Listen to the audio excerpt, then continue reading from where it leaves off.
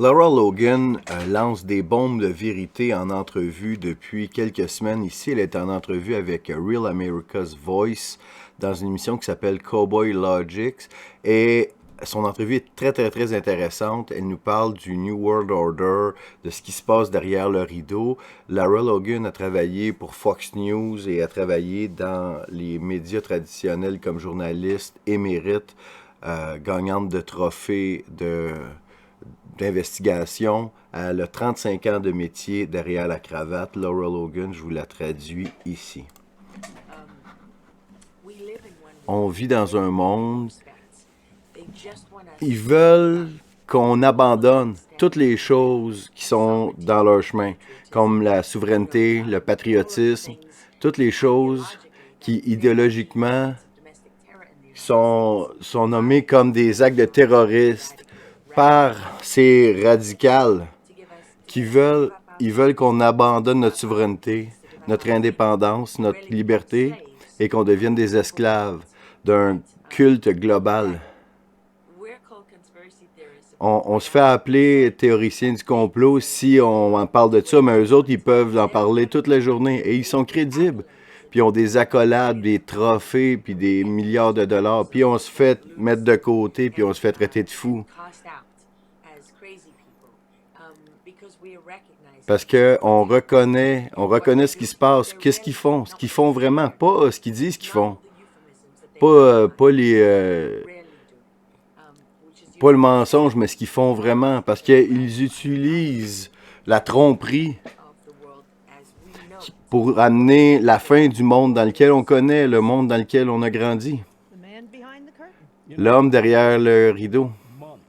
Depuis des mois maintenant, j'utilise une analogie quand je parle pour essayer d'expliquer qu'est-ce qui se passe globalement en ce moment, parce que c'est tellement bizarre. C'est que, en fait, en ce moment, on est dans la 4e guerre mondiale. Je sais que Biden parle de la 3e guerre mondiale, mais je dis depuis un bout de temps qu'on est dans la 4e guerre. On connaît la première guerre, on connaît la 2e guerre. La 3e guerre, dans mon opinion, c'est Reagan qui a détruit le URSS. La 4e guerre mondiale, c'est pas comme aucune guerre qu'on a jamais eue. C'est que c'est les gouvernements de tous les pays contre les citoyens de ces pays respectifs. J'aimerais ça te demander, mais on a juste quelques minutes avant l'annonce, mais si tu penses que j'ai raison, qui tire les ficelles? Parce que c'est tellement bien coordonné. Et si on est en guerre, les citoyens contre les citoyens, qui tire les ficelles? T'as 2 minutes. Ben, selon une personne avec qui j'ai parlé beaucoup, sa job était d'infiltrer ces réseaux au niveau des Nations Unies. Il y a plusieurs factions, mais ils sont dans tous les pays, toutes les cultures. Ils appellent ça un culte global. Parce que je pense que c'est une bonne manière de décrire ça. Parce que si on regarde l'Organisation mondiale, le Forum économique mondial et puis tout ça, si on pile l'oignon, par exemple, les Nations Unies ont besoin d'un temple de la compréhension. Pourquoi ils ont besoin d'un temple? Pourquoi ils ont besoin d'une université? Pourquoi Open Society ont besoin d'une université? Mais ce qu'on voit, c'est que c'est une guerre unique. Pas seulement pour ce que tu dis, parce que c'est le gouvernement contre les citoyens. C'est pas tous les gouvernements, puis c'est pas tout le gouvernement. Mais en fait, ce qu'il y a, c'est une guerre spirituelle entre le bien et le mal, ça c'est sûr et certain. Mais c'est la première fois que le monde, un coup d'État mondial, une guerre que les gens ne savent pas qu'ils sont dans une guerre. Puis c'est une guerre pour une domination mondiale. Ce qu'on voit dans les autres guerres, on savait c'était quoi les terrains de bataille. Mais maintenant, ce qu'on voit, c'est seulement que de la tromperie. Parce que c'est pas à propos de ce qu'ils nous disent que c'est pas que Poutine est méchant et les autres sont bons. Il y a beaucoup plus derrière ça. Mais on doit s'arrêter ici. Mais c'est pour nous amener dans une plus grosse war au lieu de tenter de l'arrêter. Puis on revient après la pause, on en revient après la pause. Parle-nous des tromperies que tu nous parlais avant l'émission. Parce qu'on s'est rendu au point que je veux pas dire que j'ai pris la pilule rouge, mais je crois plus rien maintenant. Parce qu'ils mentent sur presque tout, tu sais.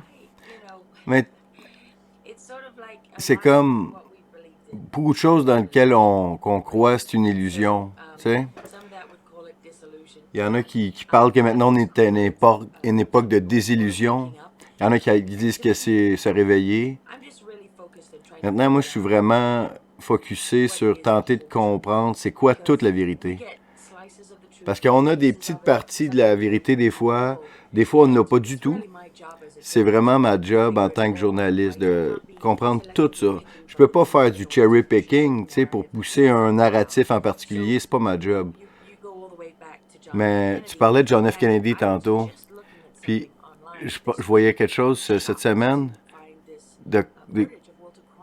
J'ai vu Hunter Cronkite parler à la Société des fédéralistes qui disait que les Américains devraient laisser leur souveraineté, que le seul gouvernement juste devrait être un gouvernement mondial qui est là pour la justice, puis ci, puis ça. Mais wow! J'ai été 16 ans correspondant pour 60 minutes à CBS, 35 ans en journalisme. Est-ce que je pensais que j'étais pour me rendre à ce point-là? Non, je pensais pas. Mais ce que je peux te dire, après avoir passé 2 décennies sur le champ de bataille, que je suis dégoûté par la couverture de la guerre en Ukraine, puis la distorsion de l'histoire. Je l'ai dit au début, personne veut que la population de l'Ukraine souffre. Il y a des gens qui sont là-bas, qui sont pris dans les conflits comme dans chaque guerre, puis ça brise le cœur de les voir souffrir.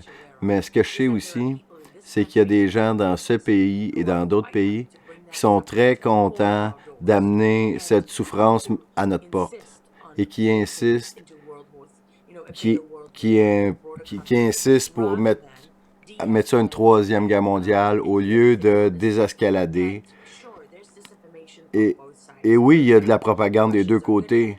Les Russes sont bons là-dedans, nous autres aussi. Il y a certaines choses ici qui sont vraies, puis on devrait demander plus de questions. Par exemple, quand Poutine dit qu'il dit qu'il était pour faire le ménage des nazis en Ukraine, mais il dit « Oh, ben non, c'est pas vrai. Regarde toutes les centaines de milliers de l'Holocauste. » Ben oui, il y a eu des centaines de milliers de victimes de l'Holocauste, puis ils n'ont pas juste été tués par des Allemands. Il y en a beaucoup qui ont été tués par des Ukrainiens, parce que l'ouest de l'Ukraine était du côté des nazis, puis il faisait partie des SS. Et là, ce qu'on voit, le soleil noir des occultes sur l'uniforme des soldats, pas juste un bataillon, pas seulement un petit groupe. Regarde les photos des Ukrainiennes. Donc, on a pris des photos qui sont adorées par les médias américains. Ils ont ce soleil noir de l'occulte sur leur uniforme. Pourquoi c'est important? Parce que c'est un autre emblème des SS, n'est-ce pas? Parce qu'il y avait une dimension occulte des SS, qui, encore une fois, on n'aime pas parler de ça dans notre histoire. Mais pourquoi c'est important? Mais si on va au bataillon Azov en Ukraine, qui est financé par les États-Unis et par l'OTAN, puis pas juste qu'ils ont le soleil noir, mais en plus, ils ont les éclairs des SS. C'est pas quelque chose au hasard, ça va à la fondation de c'est quoi cette unité-là. Et j'aime ça comment Jen Psaki, puis les médias, puis les autres marionnettes aiment ça dire « Ah, c'est juste une unité ». Imagine une unité, si aux États-Unis, il y avait une unité qui avait l'emblème des SS comme le logo qui est défini, puis qui était photographié, photographié avec des croix gammées, comme le bataillon Azov. Puis je vous encourage à regarder le travail d'un journaliste en Ukraine qui fait un job extraordinaire, qui tente de comprendre pourquoi l'Ukraine est le centre du globalisme. le centre du blanchiment d'argent pour les oligarques et leurs alliés aux États-Unis. Comment c'est le centre de la corruption russe, le centre des mensonges du dossier Steele, comment tous les démocratiques sont là, qui sont actifs en Ukraine. C'est pas surprenant que c'était l'ambassadeur ukrainien pour le fameux coup de téléphone avec Donald Trump. C'est pas une surprise que Eric Carmela, et c'est quoi le nom de ce moron-là, et Villeman. Ça, c'est un bizarre. C'est celui que...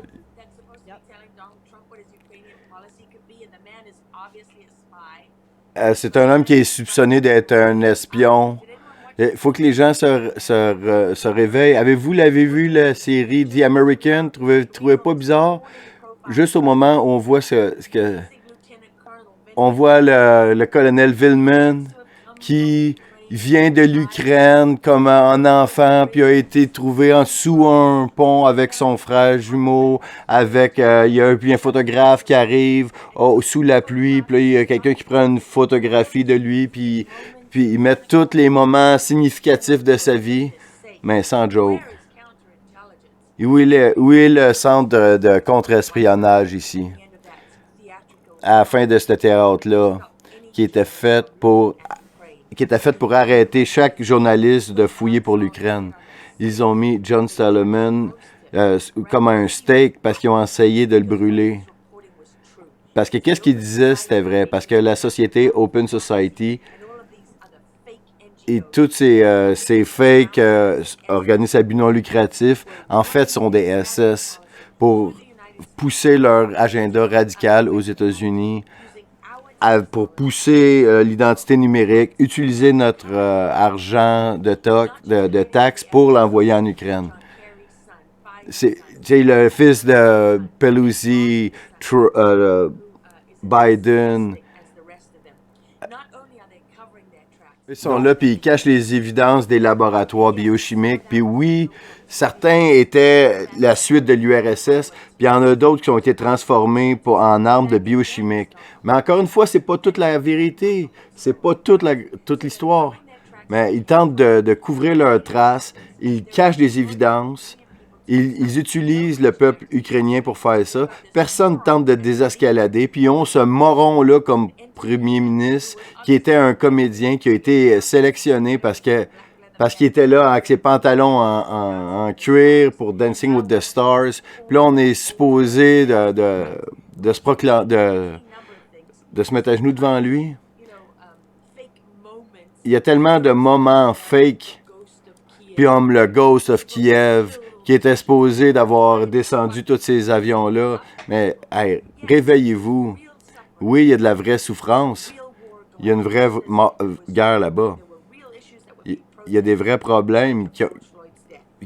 Même quand George Floyd est mort, il y avait des vrais problèmes. Mais ça a été exploité par des gens méchants qui veulent prendre le contrôle des gens et nous mettre en esclavage. Si vous pensez que c'est pas vrai, que c'est une théorie du compris, j'ai pas de temps pour toi.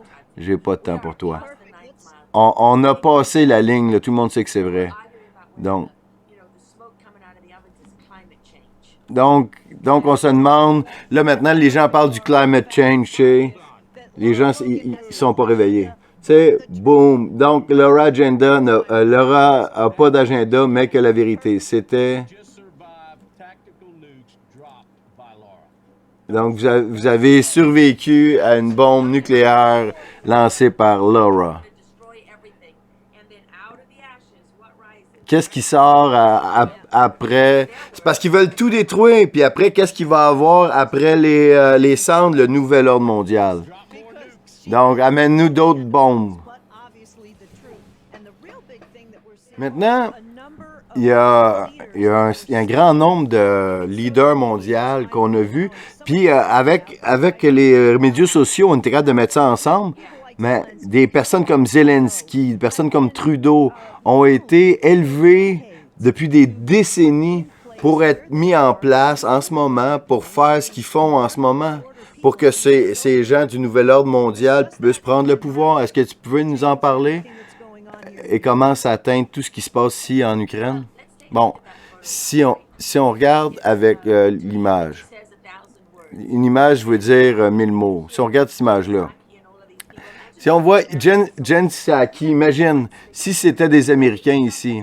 Donc, on a le drapeau de l'OTAN, on a la croix gammée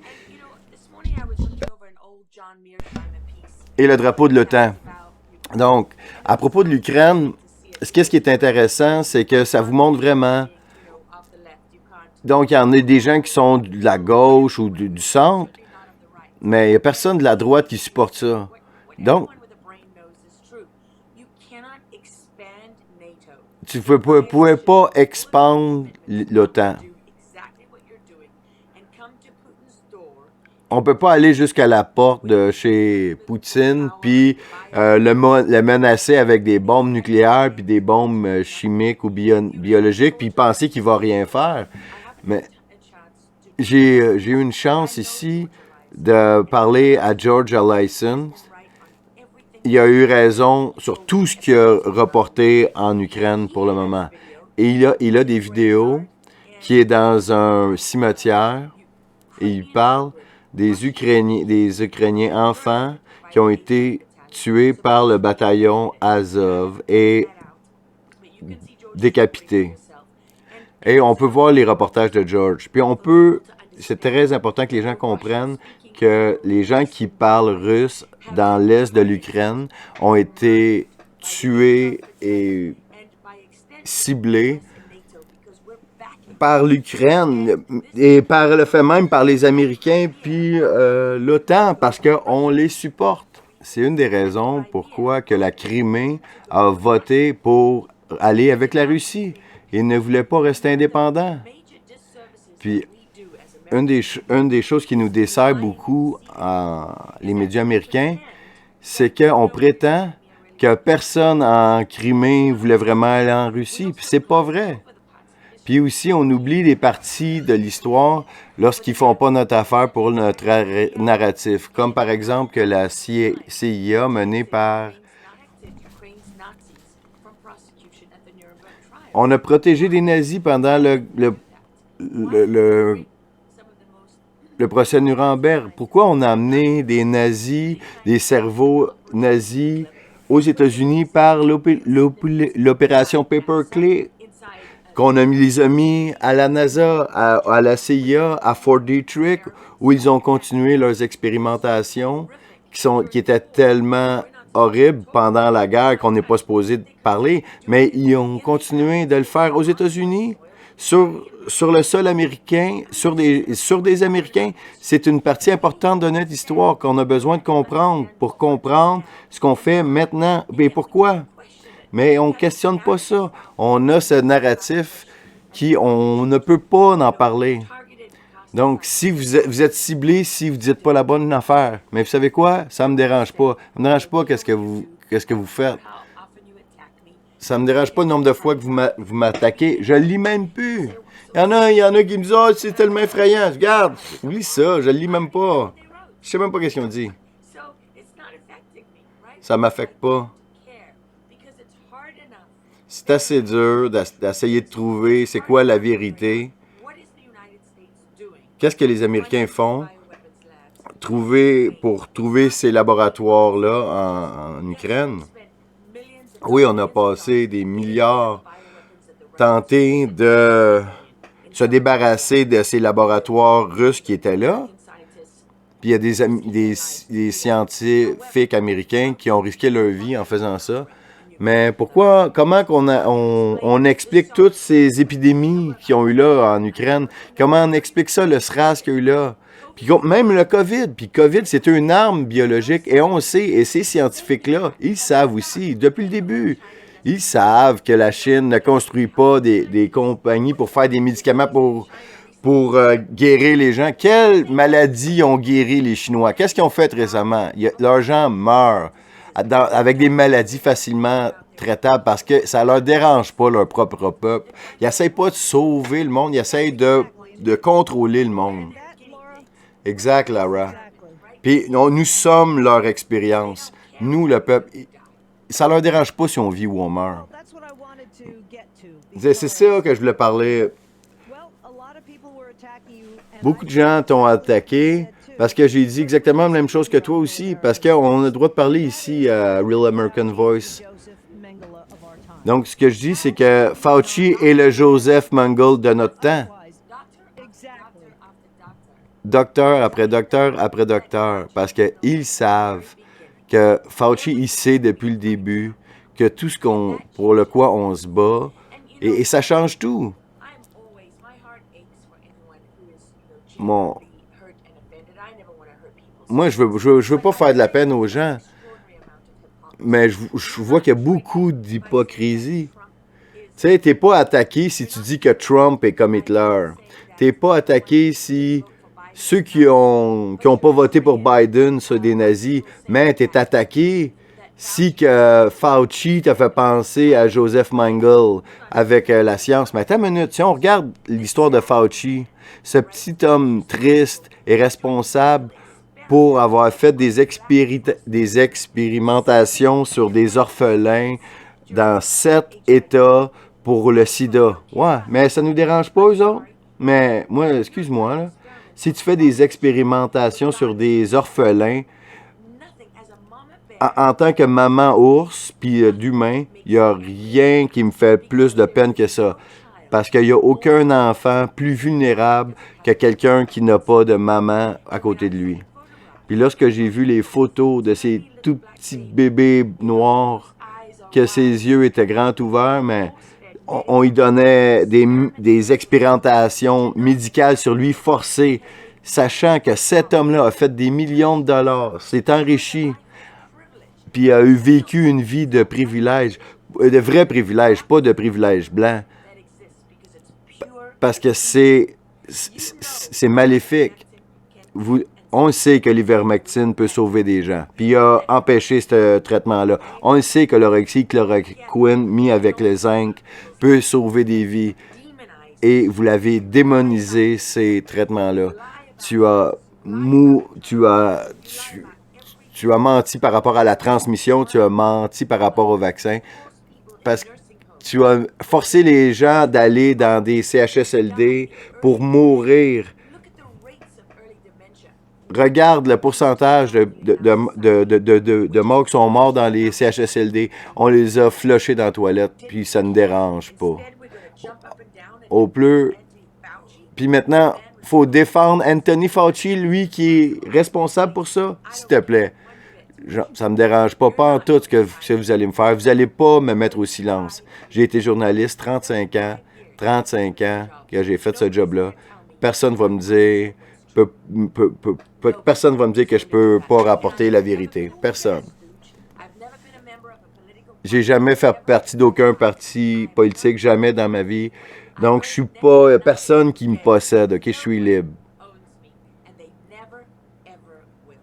Personne, je suis pas à vendre, puis personne va avoir le contrôle de moi.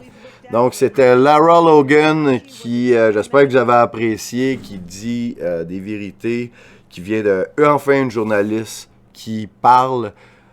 C'est fantastique, j'espère que ça incitera d'autres journalistes ici au Québec. C'était Capitaine Cosmos à la traduction pour les diffuseurs live.